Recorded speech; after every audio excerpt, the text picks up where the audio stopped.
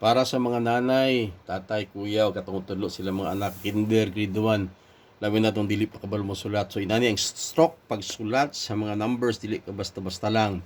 Man naman ta sa lesson 1 to 5, karon 6 to 10 na pod. So, atong buhaton na ni natay strokes gamiton. So, kung sulat tag number 6, atong buhaton na ay paana siya. So, atong sulayan, ana gikan diri padulong ana ang magsulat sa number 6, okay? Ay direksyon. So ang number 7 po duha na ka stroke. So inana ra 1 dayon 2 duha ra ka strokes. Ang number 8 usa ra na siya ka stroke pero sumpay-sumpay. Hindi magsugod ka diri sa tunga. So imong ana ana then liko dayon ana liko na pod ana liko dayon ana.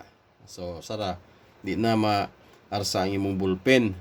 So ang number 9 ang unahon nimo gikan diri sa iyang ulo-ulo sa kilid iliko nimo. So naka 1 ana dayon paghuman 2 inana ra ang stroke sa number 9. So ang number 10 inani na siya pag sulat. So ang number 1 of course ana 1 dayon 2. Okay? So ang 0 usa na siya ka stroke pero tuyok siya lahos. Panalitan dili ka magsugod sa ulo dayon iana nimo dayon lahos dayon ka didto. So mo na baton niyo sa mga bata pag grade 1 o katong kinder nga di pa kabalo mosulat sa number. Practice lang pirmi pero tarungon niyo ang strokes.